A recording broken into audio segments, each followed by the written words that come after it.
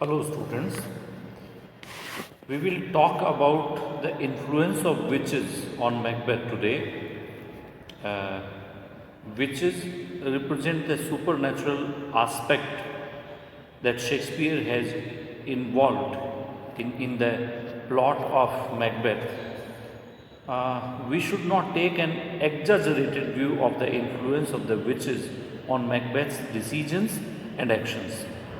At the same time, we must not ignore the fact that witches do influence his decisions and actions. In order to arrive at a just estimate of the influence of witches on Macbeth's character, we have to examine the available evidences within the play and not to approach the matter with preconceived notions or ideas. When Macbeth first of all appears in the play, he says, "So foul and fair a day I have not seen." This remark refers partly to the foggy weather and partly to the scene of victory that Macbeth has while returning from battlefield.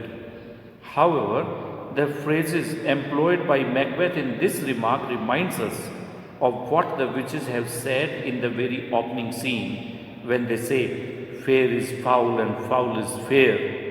Thus, there seems to be a link between Macbeth and witches even before their meeting.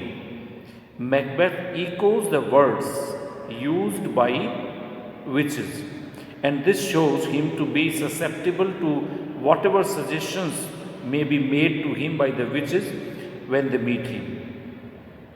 Or we may state the case by saying that the soil of Macbeth's mind is ready to receive the seeds of evil which the witches might plant there. It is noteworthy also that the witches are going to meet Macbeth by design, by purpose. In the opening scene, they have already decided to meet Macbeth upon the heath.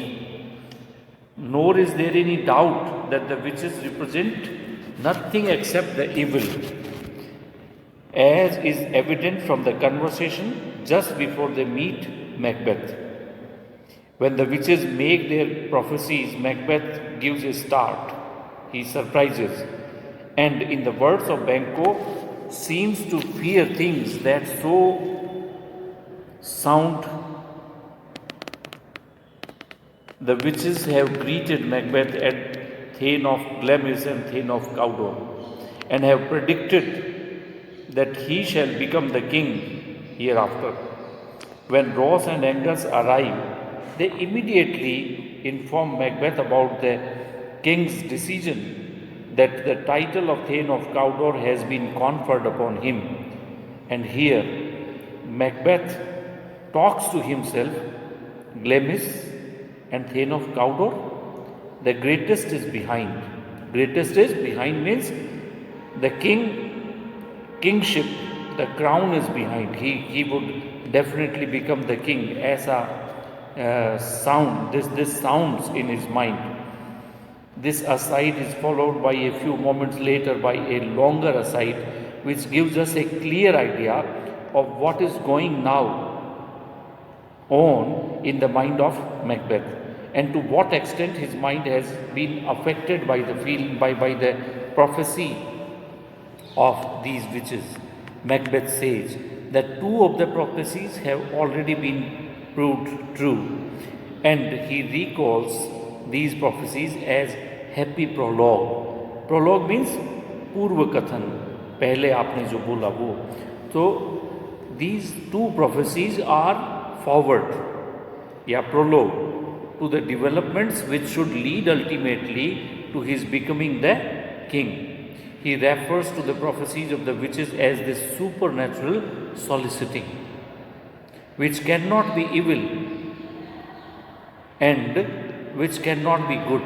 It cannot be evil because it has already brought him the title of Thane of Cawdor, and it cannot be good because it has given rise to a horrid image in his mind, an image which makes his hair stand on end and which makes his firm heart knock at his ribs. The hope of kingship produces in him the thought of the assassination of the present king and is the horrid image of which he is talking about. This particular aside may be regarded as marking the moment of birth of evil in Macbeth's mind. I have already talked about this. He might have harbored a secret ambition of attaining the Scottish throne one day, but that ambition would have remained merely an ambition only, and he would not have gone beyond what we call wishful thinking. The prophecies made by the witches, however, give to that secret ambition a concrete shape in the mind of Macbeth, so that the ambition directly suggests the idea of the murder of King Duncan. Macbeth is now so lost in his thoughts that Banquo observes the fact and he says to Ross and Angus, "Look how our partner is wrapped." Macbeth, after a momentary contemplation of the thoughts of murdering King Duncan, says in an aside that he need not make any deliberate efforts to attain the kingship and that he should leave it to chance or circumstances only, because the inevitable must happen. Whatever is going to happen must happen. ऐसा बोल करके he leaves the matter here. However, he does not completely dismiss the idea of murder from his mind. On the contrary, he asks Banquo to think upon what the witches have said, suggesting that they should discuss this matter impartially after allowing some time to pass and after watching the developments. This suggestion from Banquo draws from Banquo the reply very gladly.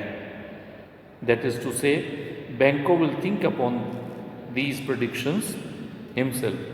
The fact that the prophecy of witches has made a deep impression of Macbeth's mind emerges clearly in the scene where Duncan nominates Malcolm to be the heir or the next successor to the throne. Macbeth, in an aside, tells himself that Malcolm's nomination means an obstacle in the way of his kingship. The thought of murdering King Duncan has now taken firm roots in his mind, because in the same aside he calls upon the stars to hide their light so that his black and deep desires do not become visible. So, this dialogue very clearly evinces, it very clearly shows that Macbeth is making plans to kill Duncan. And the witches are responsible for this instigation of the mind of Macbeth. The fact that witches have deeply affected Macbeth's mind is further confirmed by his writing a letter to his wife. And in this letter, he describes what these witches have suggested to him in their prophecy.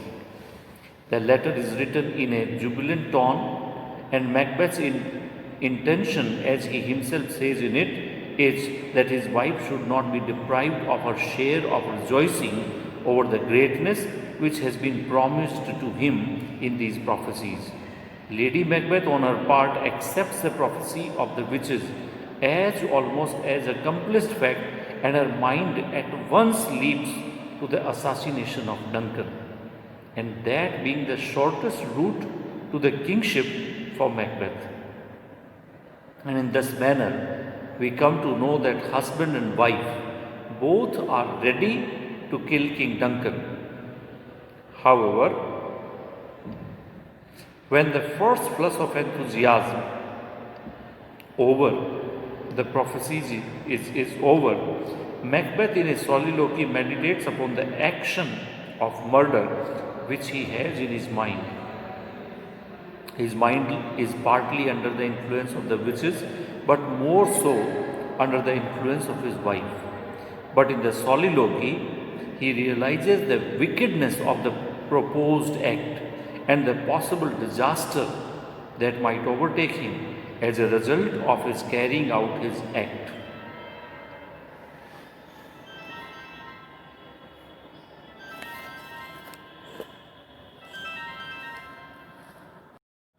Welcome, students. We were talking about the role of witches on Macbeth's mind, and we reach to the question that whether witches were responsible for the murder of Duncan or not. We were talking about that. So, when this first flush of enthusiasm over the prophecies is over, Macbeth, in a soliloquy, meditates upon the act of murder, and his mind is partly under the influence of witches, but more so under the influence of his wife. We were talking about that. But in the soliloquy, he realizes the wickedness of the purpose, what he wants to do, and the possible disaster that might take him, that might happen if he kills the king. So, at the end of the soliloquy, he tells his wife that he will proceed no further in that business, and that he will rather enjoy the high praise and the tributes which his military victory has brought him from all sorts of people. In other words, he has dropped the idea of murdering Duncan, though now Lady Macbeth takes over and succeeds in instigating him to stick to his original plan. In this manner, so far as the witches are concerned, they are not to be held completely responsible for Macbeth's committing the murder of King Duncan. Their responsibility in providing the initial stimulation and in activating a half-formed and vague ambition and giving it a concrete shape, and that cannot be denied. But the means that Lady Macbeth employs to attain the kingship were never suggested or proposed by the witches. Actually, witches only instigate him, and rest of the course is adopted by Macbeth and his wife only. And then we come to the plot that Macbeth hatches against Banquo. The role of witches does not end with the murder of King Duncan. When Macbeth has been the king for some time, he begins to feel uneasy on account of Banquo. He recalls the witch's prophecy that the throne will ultimately go to the offsprings of Banquo. And this disturbs the peace of mind of Macbeth, and here he hatches a conspiracy for the execution of Banquo also. He wants to kill Banquo also. No doubt, Banquo's moral superiority has also been there in the mind of Macbeth, but that alone would not have driven Macbeth to make an attempt to kill Banquo. It is actually the prophecy of witches that drives him to do so that he can stand at ease. So far the crown is concerned. In the Act 3, Scene 2nd, in which Hecate meets the three witches and discusses the subject of Macbeth's ruin, again clearly shows that certain supernatural forces are at work to undo Macbeth.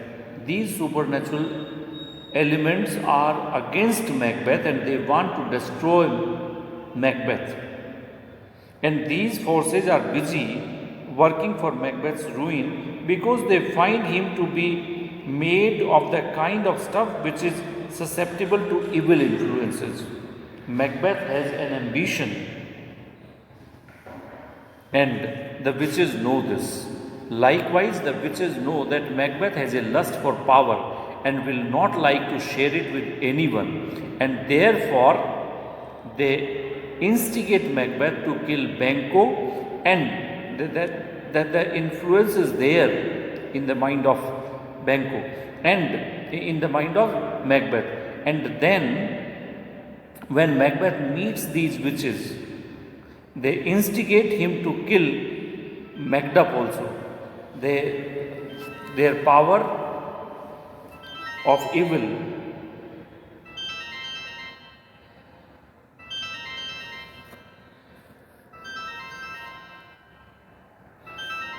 So, students, we are talking about the supernaturalism in Macbeth. Uh, we have talked about the role of witches who instigate Macbeth to kill King Duncan, then Banquo and his son, although the son of Banquo flies away and he is after Macduff and his family. He mercilessly kills Macduff's family, and all these murders harden his soul. However, when we are talking about the supernatural aspect of uh, Macbeth, we talk not only about the witches, we talk about Banquo's ghost also. Banquo's ghost has purely a subjective existence. In other words, this ghost is a figment of Macbeth's imagination only. Nobody else, not even Lady Macbeth, sees the ghost at the royal banquet, whereas Macbeth sees it. The ghost is therefore to be regarded as a personification of Macbeth's sense of guilt in having murdered him, who was a friend to him. In this manner, ghost serves to reveal us the secret working of Macbeth's mind and has therefore a psychological value. The appearance of the ghost serves to emphasize the atmosphere of terror in the play and uh, his exceptional record of a fighter in the play becomes, you can say, weak in Macbeth because he is, himself is terrified. And when we talk about the supernatural aspect in Macbeth, we should also talk about a lot of uh, portents, such as the shaking of the earth, the mouse killing a falcon, and Duncan's horses eating each other. These incidents serve to emphasize the unnaturalness of Macbeth's deed in murdering King Duncan. So we can say there are certain things which are contrary to the usual happenings that occur in the world of nature, and an account of these portents and prodigies is another means of heightening the effect of horror that has already been produced by conspiracy against Duncan and by the murder of the king. In other plays of Shakespeare, such portents do take part. In Julius Caesar, especially, we have an account of similar kind of portents when Julius Caesar is going to be murdered. Uh, a very positive kind of uh, supernatural aspect is also presented in the play. The English king is shown having supernatural powers which are benevolent. The divine powers which Edward the Confessor is credited in the play is remarkable. Edward the Confessor is reported to have the power to cure an incurable disease simply by touching, and he also has the gift of prophecy. In other words, this king has certain supernatural powers of a benevolent nature. The purpose of mentioning these supernatural powers is to establish a contrast between the wickedness of Macbeth and the witches on one hand, and the King Edward's goodness on the other hand. The wickedness of a man has a greater impact upon us when it is contrasted with the goodness of other men. While Macbeth and Lady Macbeth represent the evil principle, a number of other characters, such as Edward the Confessor, being the supreme example, represent the principle of goodness. And in this manner, we see somewhere Shakespeare tries to heighten the glory of English king in the play by presenting him as having benevolent supernatural powers. And in this manner, we come to the conclusion of this topic, supernaturalism in Macbeth. Thank you very much.